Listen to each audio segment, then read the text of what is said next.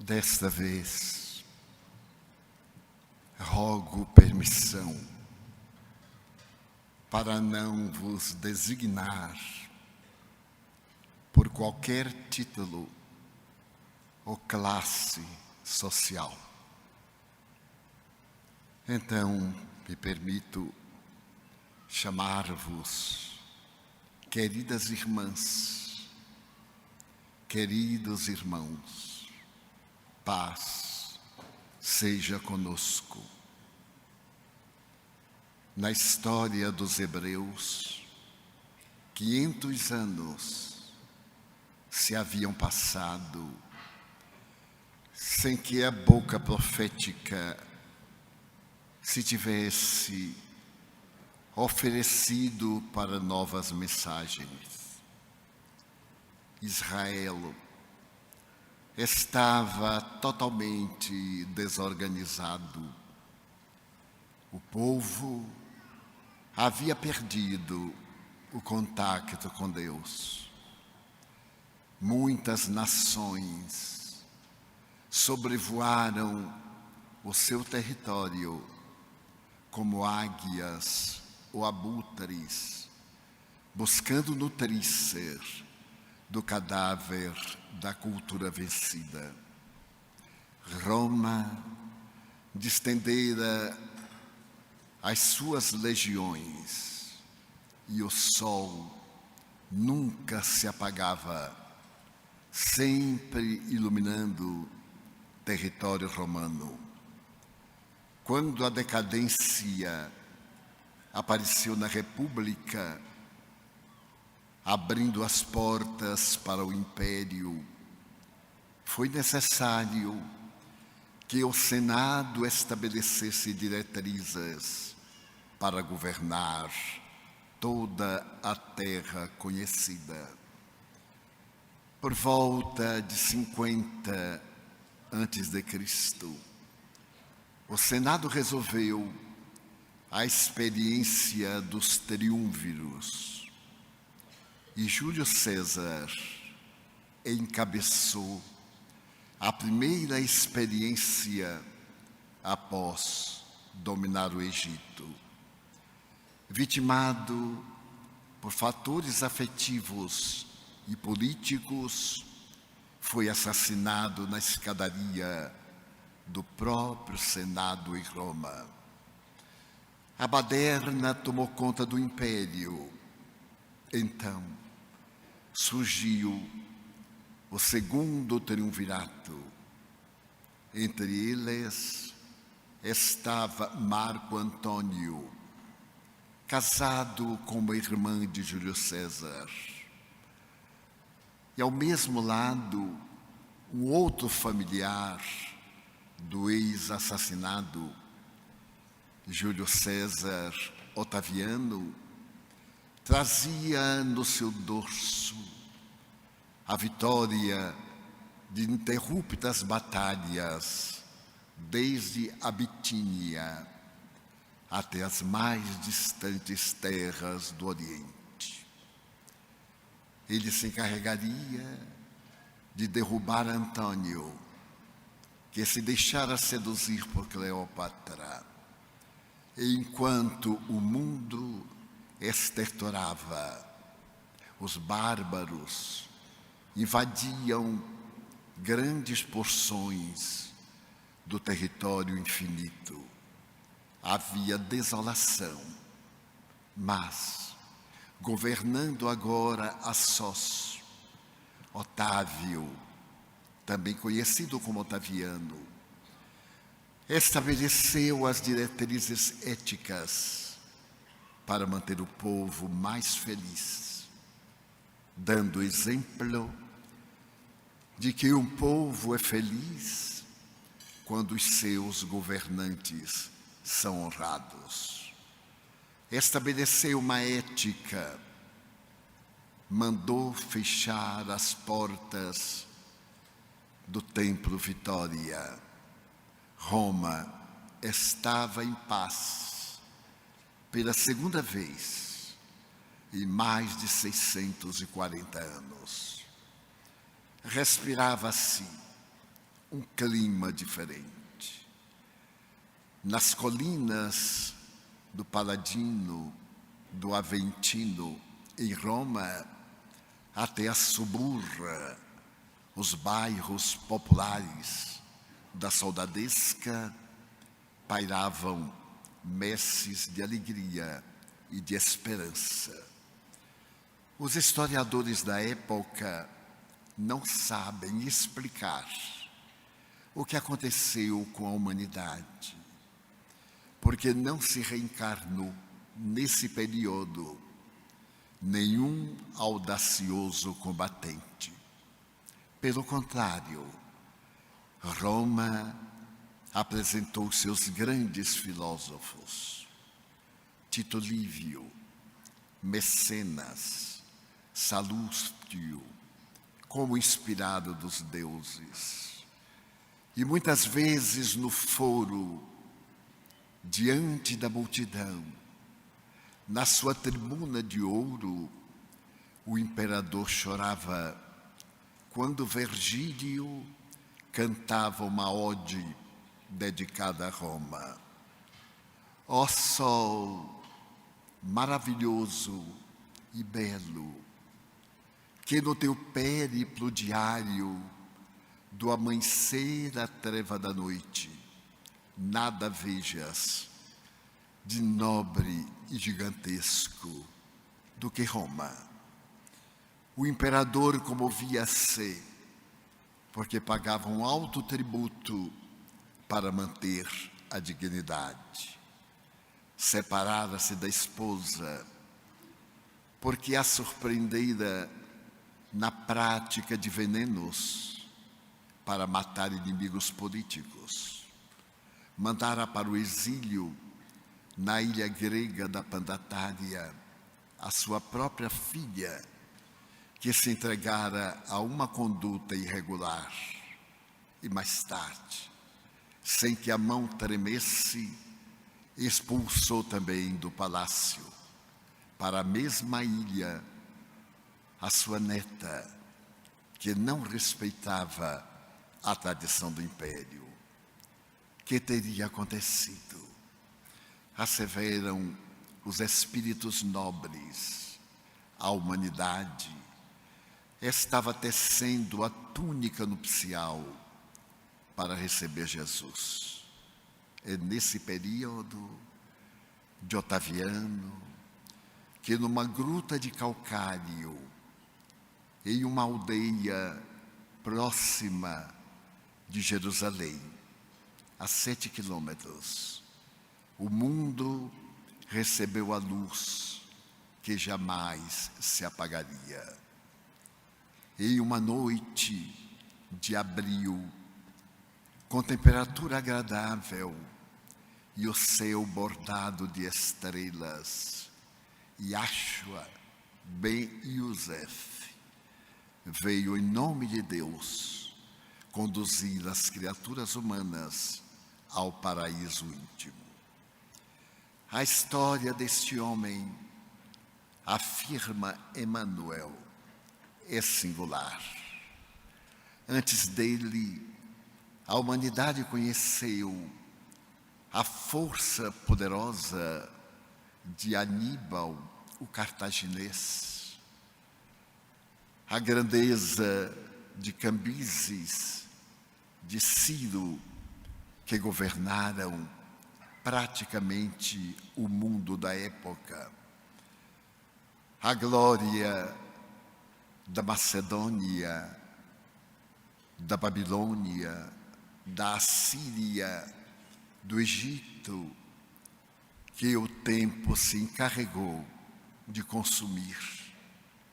Depois dele, a humanidade conheceu as tribos bárbaras, comandadas por Alarico I, Alarico II, pelo terrível e considerado inimigo de Deus, Átila, Gengis Khan e outros que varreram a Eurásia, fazendo que o solo salgado não permitisse medrar uma folha de esperança. Passado o período daqueles 300 anos de martirológio, a humanidade foi dividida em clãs poderosos que se investiram uns contra os outros e surgiram os grandes impérios logo depois do século XV, graças à navegação. Os antigos fenícios haviam se reencarnado em Portugal e Espanha.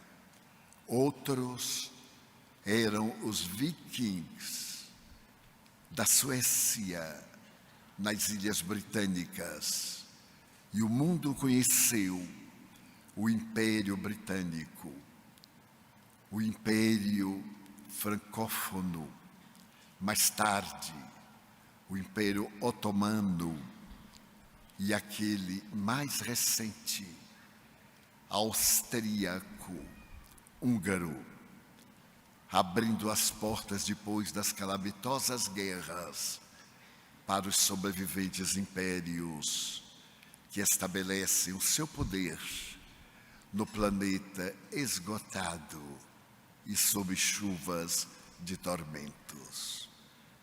Todos eles passaram, mas aquele homem que nascera numa gruta de calcário e fora residir numa aldeia de aproximadamente 200 almas, a pequenina Nazaré, na região baixa da Galileia, este homem venceu a história da humanidade. Ernesto Renan, o grande intelectual francês, mestre de grego e de aramaico da Universidade de La Sorbona, voltou-se contra as religiões, mas foi vencido pela ternura desse homem, graças à própria irmã que o instigava a conhecer Jesus, para que se não deixasse perturbar pelas traduções incorretas que davam a imagem que não correspondia à grandeza do seu ministério. No dia 22 de fevereiro de 1862, no Collège de France, na aula inaugural, Ernesto Renan, representando a cultura europeia, deu início a essa classe memorável com a seguinte frase: Jesus é um homem incomparável. Poucas palavras. Ele investia contra o totalitarismo das velhas religiões. Apresentava Jesus como sendo um homem extraordinário, incomparável, porém, um homem. Não era divindade encarnada, era o Filho excelente de Deus, que veio para estar conosco, viver as nossas vicissitudes, experimentar o salgado das nossas lágrimas, ter a boca com o fel que o fígado derramava no aparelho gástrico e dar a própria vida para que a nossa fosse uma vida em abundância. Era um homem singular.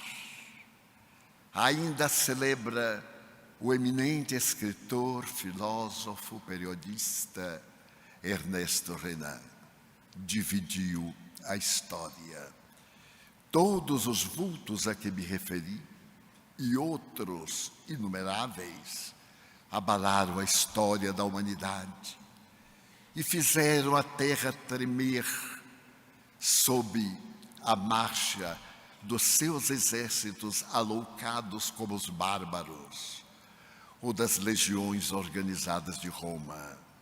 Porém, passaram, deixaram as marcas sangrentas, a herança do ódio, os sinais característicos da avidez e da própria ignorância.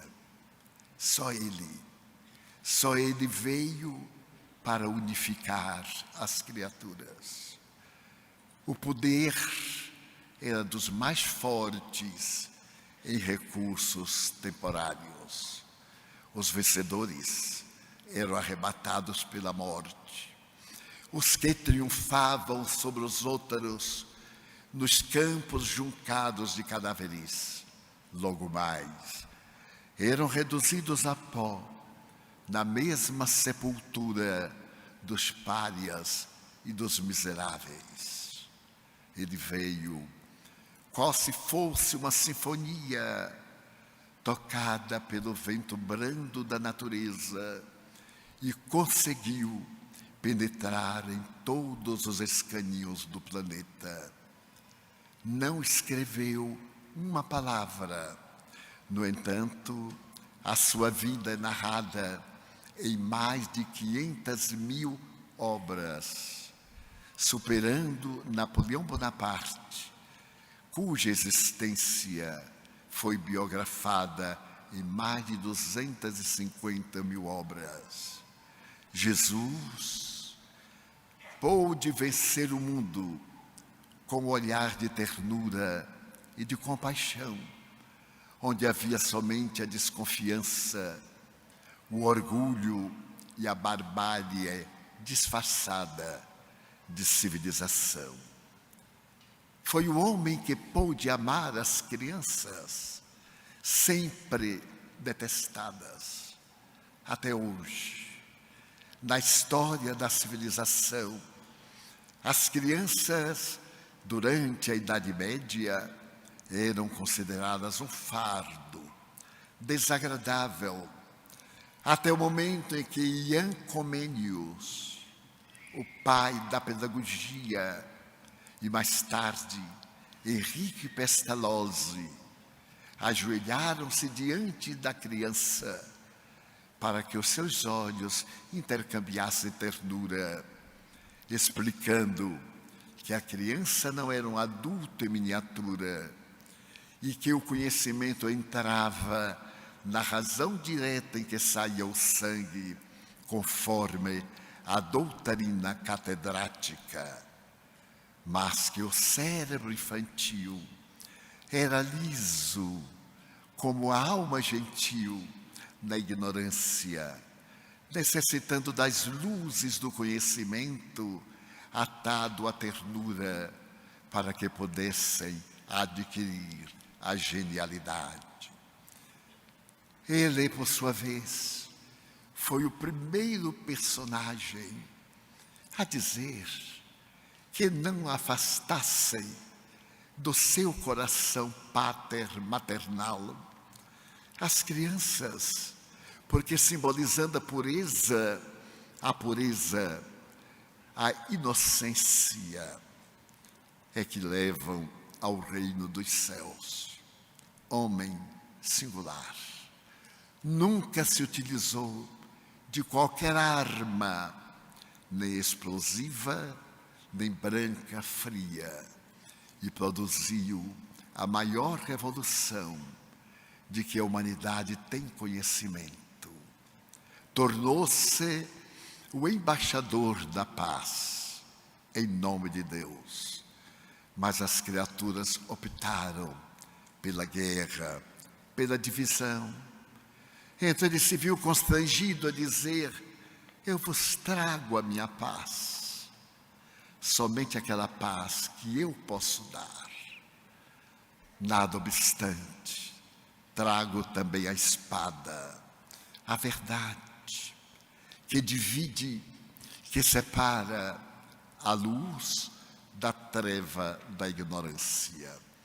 E até hoje, essa espada simbólica da definição do amor permanece na terra, esquecida da proposta da paz. Ele não leu qualquer tratado da antiguidade.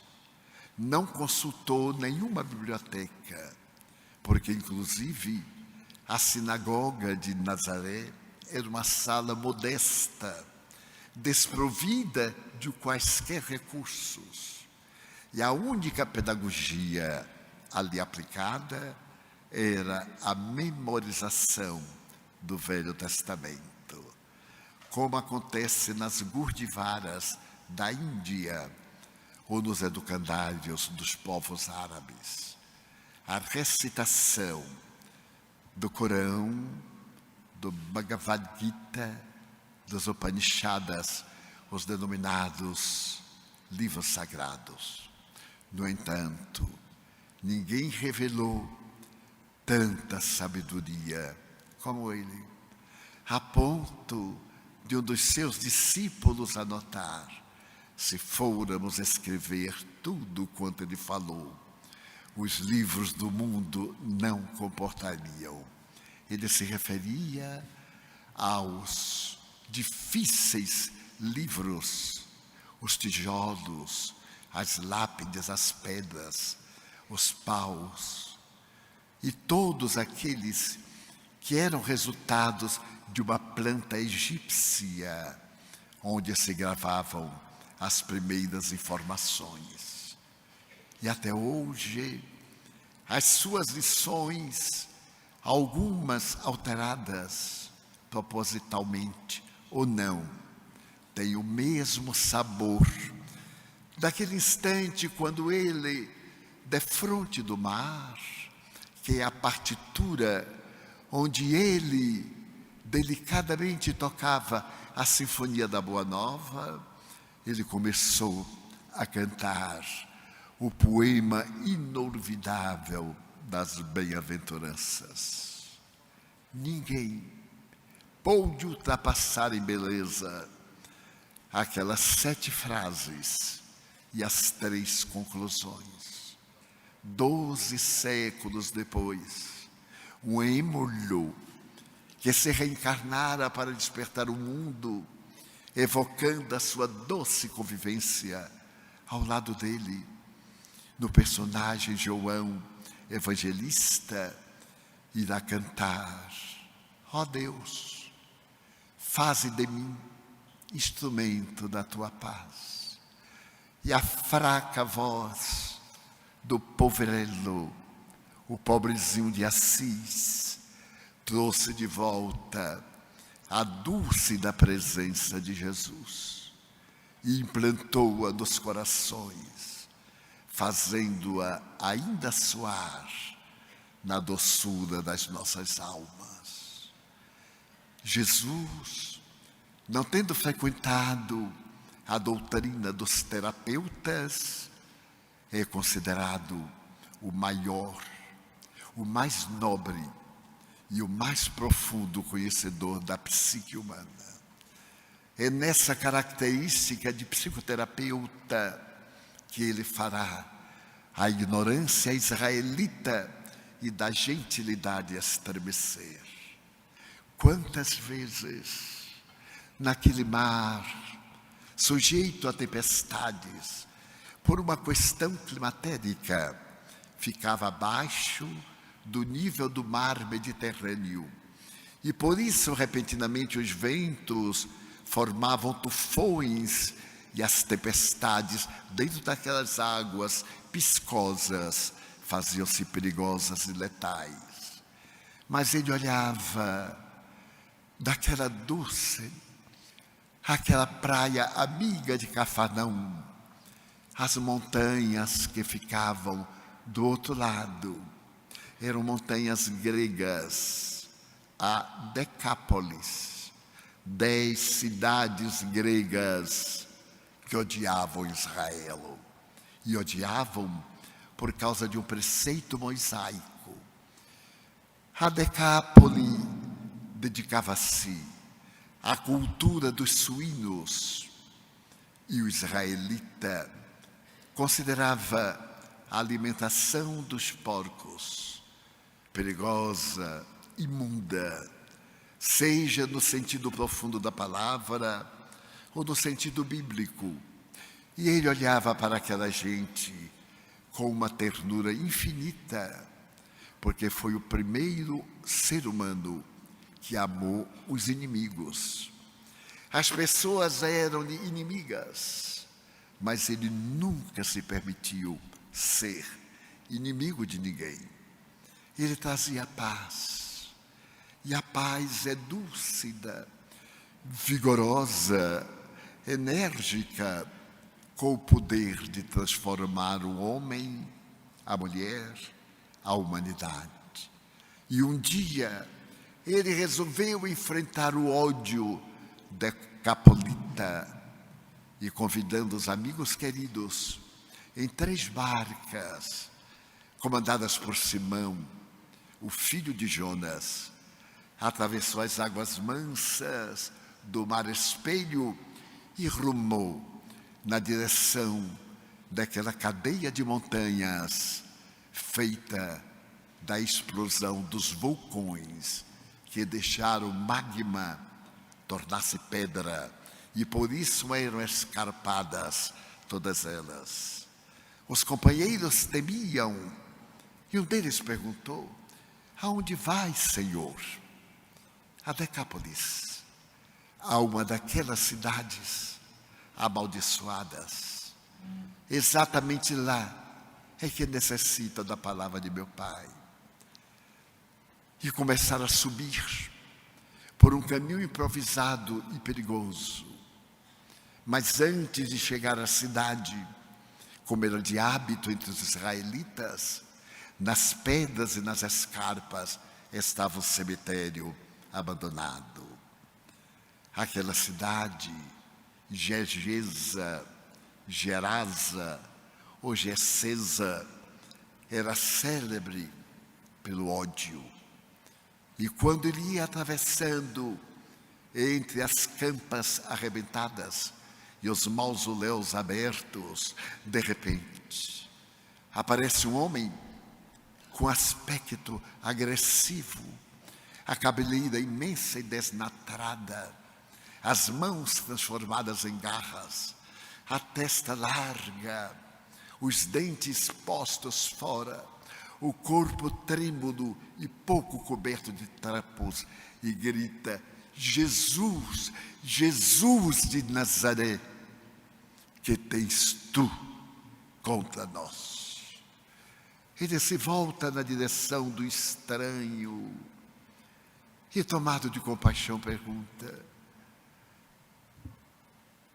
quem és tu? Nós, que somos muito, somos legião.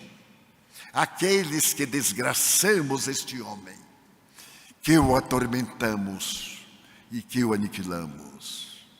Que tens tu, que cá vieste para salvar esses desventurados?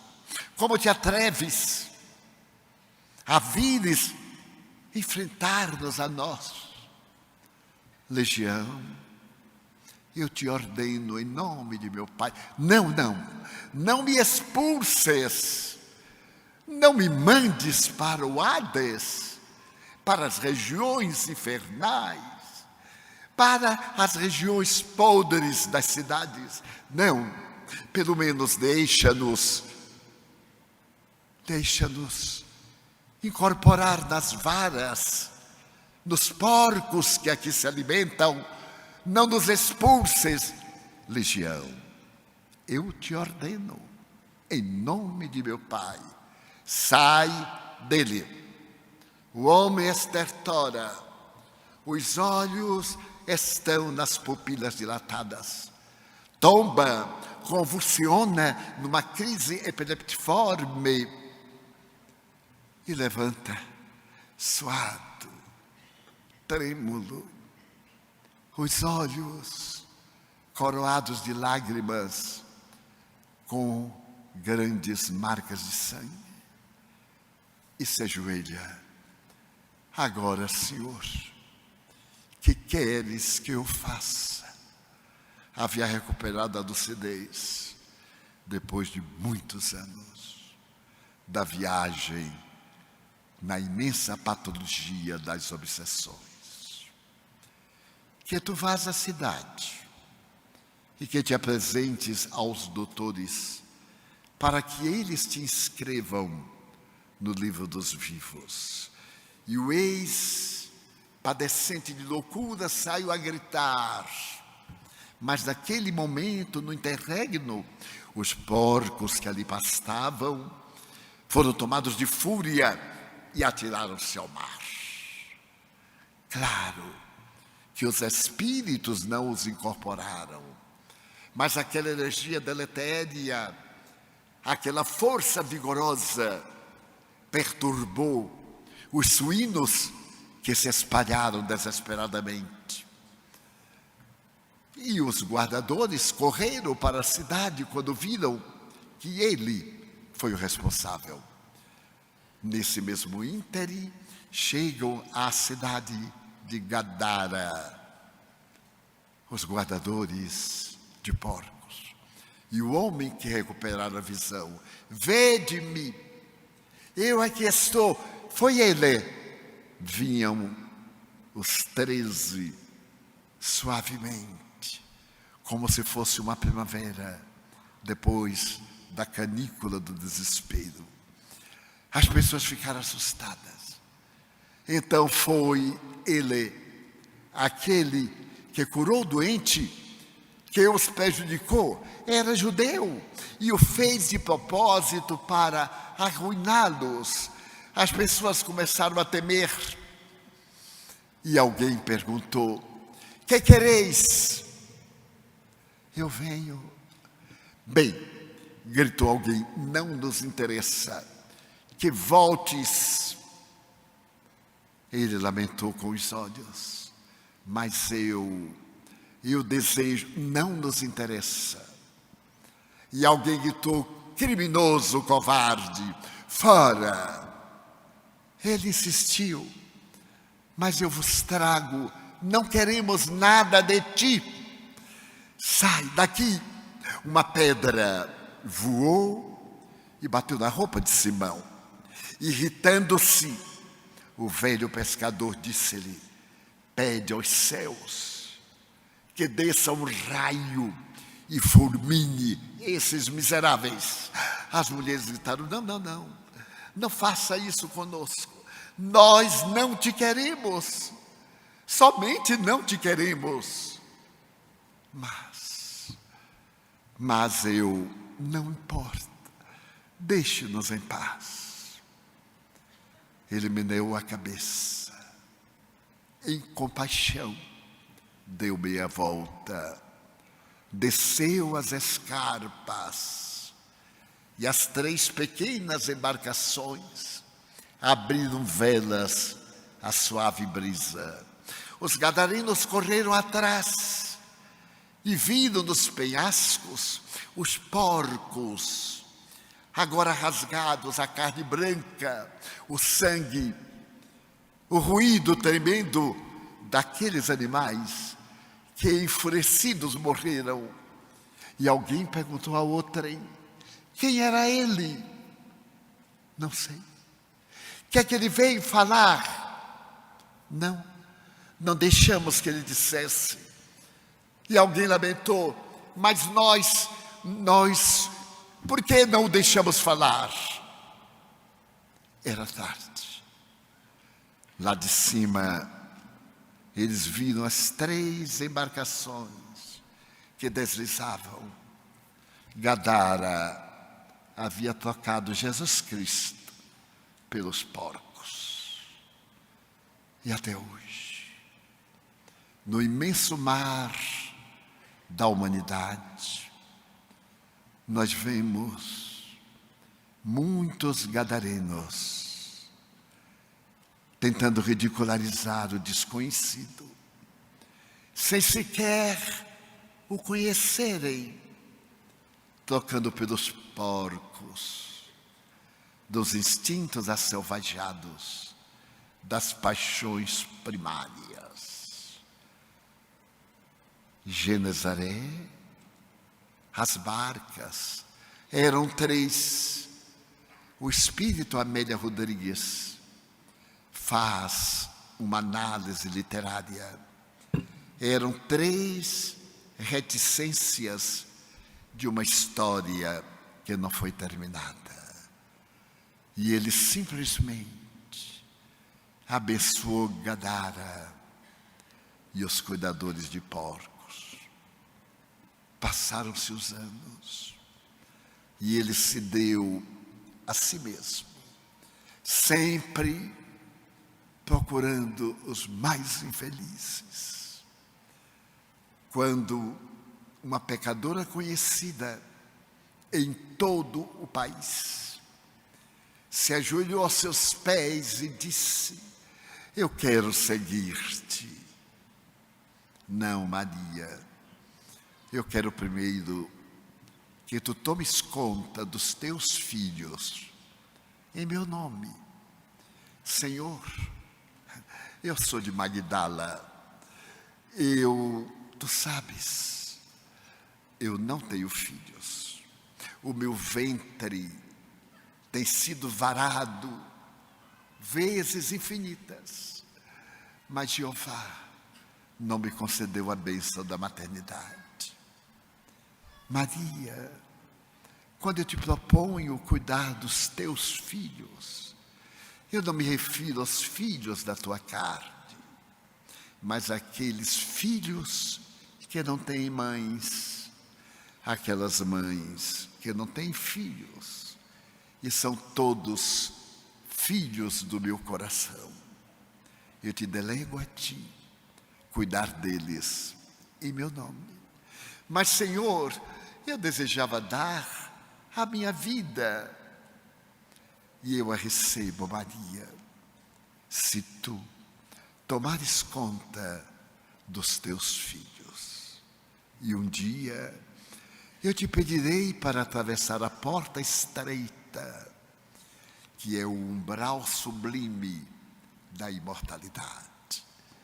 E aquela mulher, detestada e cobiçada, bela e atormentada, experimentou na carne as rosas putrefatas da ranceníase, mais tarde no Vale dos Imundos, porque ela foi a primeira testemunha do seu retorno em corpo carnal.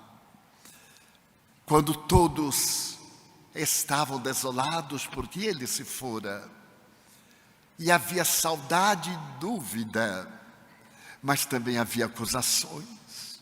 Ele nos abandonou. Prometeu-nos o reino, porque Israel queria um rei que cavalgasse o ginete da impiedade e com a lança do destino ceifasse as vidas, olvidando que ninguém morre, destruísse os corpos e lhe desse o trono junto à arca da aliança para governar corpos. Israel não entendeu que ele era um rei singular. O seu trono não era visível, era o coração das criaturas humanas. Ele reinaria não sobre oprimidos, mas sobre vidas que se libertaram dos grilhões, das paixões que entorpecem o caráter e envilecem o ser. Então estavam desenganados.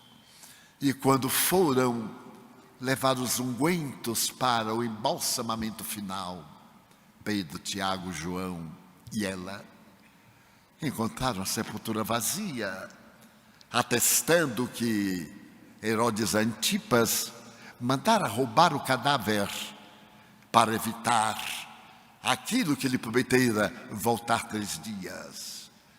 E desanimados desceram o monte da caveira, Gólgota, para levar a notícia de que ele desaparecera. Amanhecia, e cada amanhecer é a vitória da luz sobre as trevas. E Maria, que eu amava, com esse devotamento de filha apaixonada pelo brilho dos seus olhos e o verbo dos seus lábios e a ternura do seu coração. Permaneceu, chorando, até ver um homem que atribuiu ser o jardineiro daquelas rosas silvestres e gritou: Senhor, para onde levar o meu Senhor? E quando se volta o estranho, nimbado de cidere as claridades, ela grita: Rabone, mestre querido. Maria, não me toques, mas vai dizer aos teus irmãos, aos nossos irmãos, que eu voltei. Vai. Mas exatamente aquela mulher que foi devorada pela luxúria, sim, mas que em 2 anos transformaram o pântano em um jardim. E mesmo quando as águas eram imundas, havia lírios alvinetentes que medram na lama e lótus que engrandeciam as águas pútridas do chavascal em que ela se encontrava. Ela corre. Acabo de vê-lo, disse-lhes no cenáculo, naquele mesmo lugar da última refeição. Os companheiros estavam desolados. Acabo de vê-los. E André, que representa o intelecto vazio das criaturas humanas, biblioteca de páginas fechadas. Tu, a ti, ele te apareceu a ti, exatamente a ti. Como iremos crer? Se ele voltasse, apareceria a sua mãe. A Pedro, aí está o ciúme, a quem ele nos entregou. Ou a João, a quem tanto amou, nunca a ti. Ali estava o ego da humanidade, que nunca perdoa realmente os delitos da ignorância humana. Nunca esquecem. E mesmo quando toleram, trazem sempre nos lábios do coração: eu me lembro de quando tu eras, mas aquilo que fomos não importa. Importa aquilo que somos. E foi por essa razão que Allan Kardec, o ínclito codificador da doutrina espírita, disse: o que vale é a intenção. Ninguém sabe por que aquela mulher vendia o corpo. Não, ninguém sabe, senão aqueles que, como nós, visitamos os prostíbulos de baixa categoria, onde os filhos acompanham as mães deitadas na mesma cama, ganhando pão amargo para dar-lhes. Tem sido assim nos bordéis que visitamos. E muitas dizem-me, chorando: mas eu não sei fazer outra coisa. O meu corpo é minha máquina de costuras. Jesus sabia e compreendia que o chamado pecado, o delito, o engano, é uma lição pedagógica que a psicologia denomina a primeira técnica pedagógica. É o erro e o acerto. Ninguém acerta de prima volta, de primeira vez. Ninguém.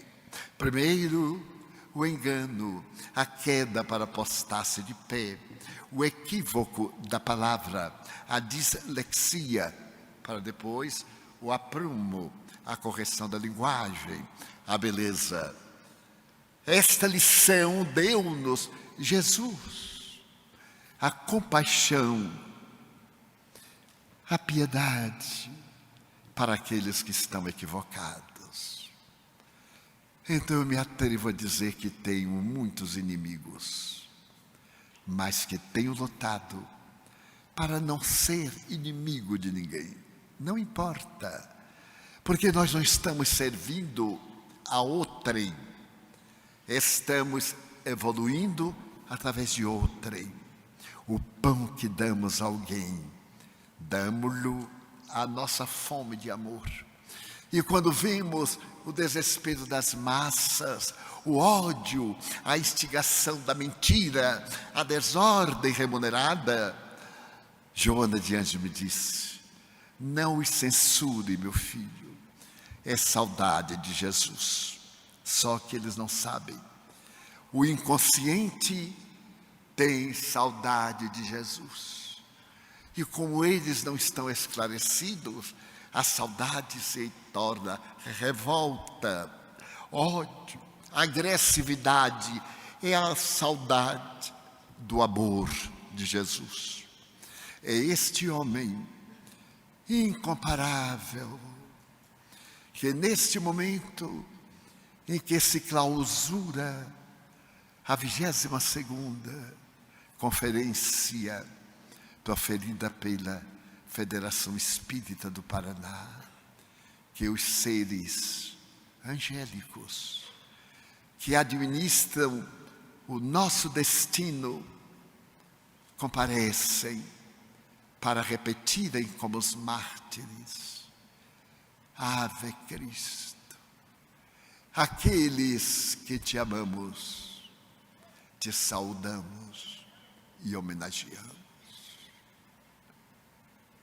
Jesus, meus filhos, é o zênite e o nádir das nossas especulações. Jamais tivemos tanta necessidade desse pastor querido, e jamais a humanidade apresentou tanto amor como nestes dias. O amor à natureza nas suas mais variadas expressões. Nesse amor à natureza, a tudo que em a natureza vibra e vive.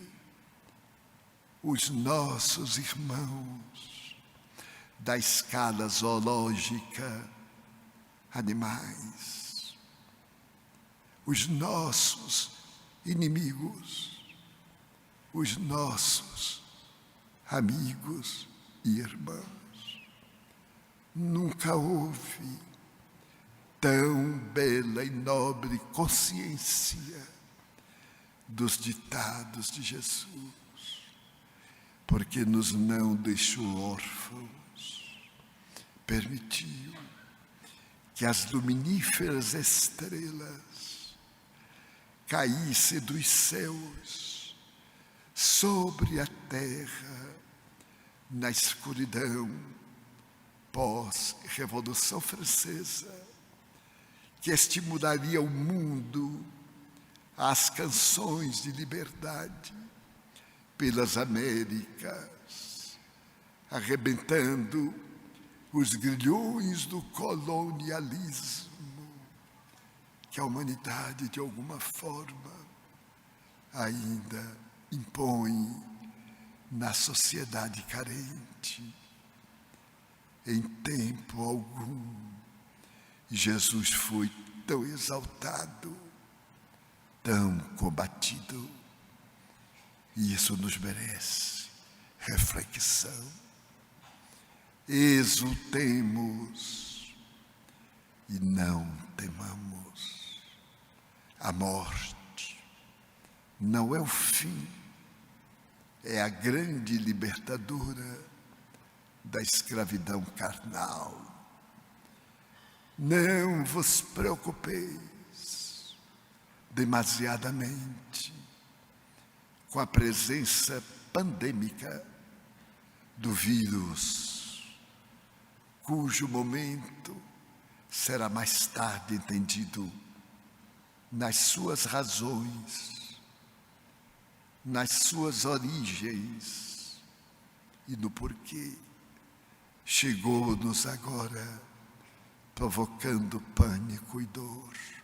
Vós, que conheceis Jesus, mantende o respeito às leis, buscando a precaução recomendada pelas autoridades sanitárias, mas não oculteis a mão socorrista aos padecentes. Não negueis a palavra libertadora aos que se preparam para enfrentar a imortalidade.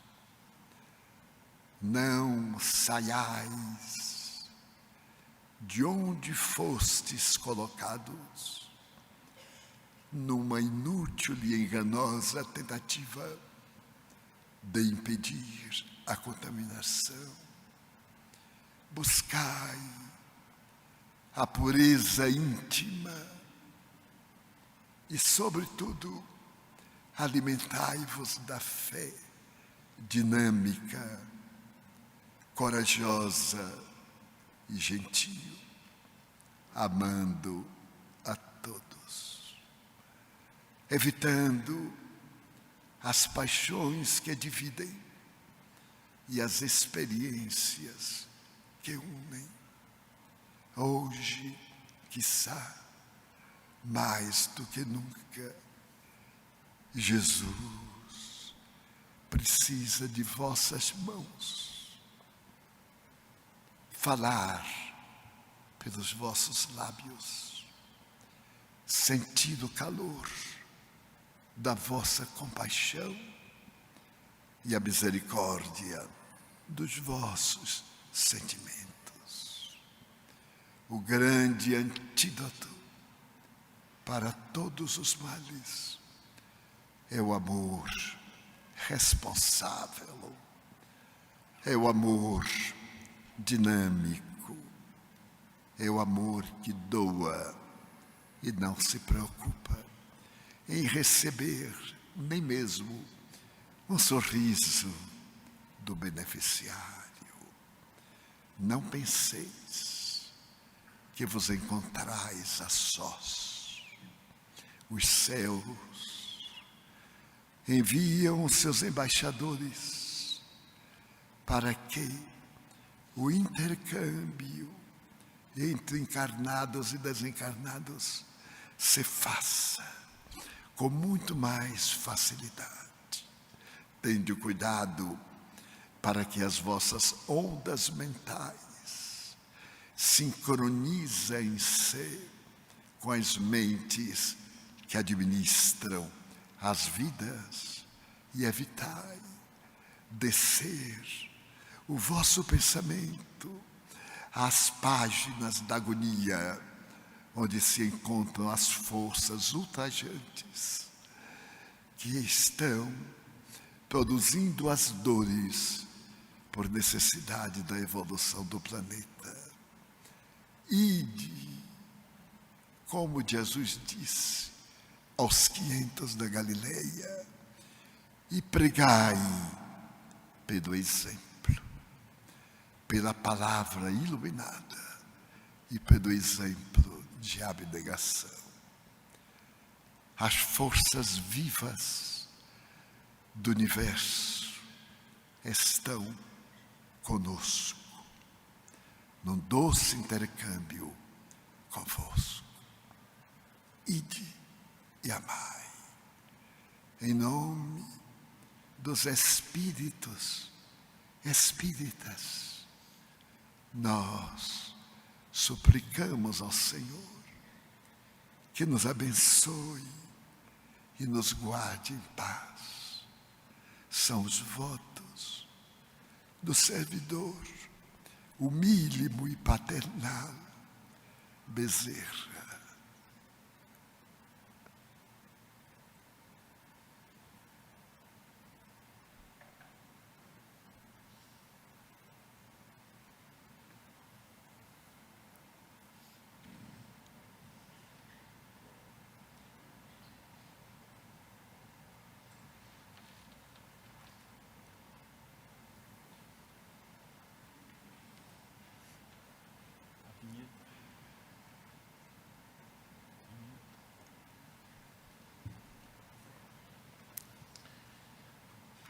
Muito obrigado a todos.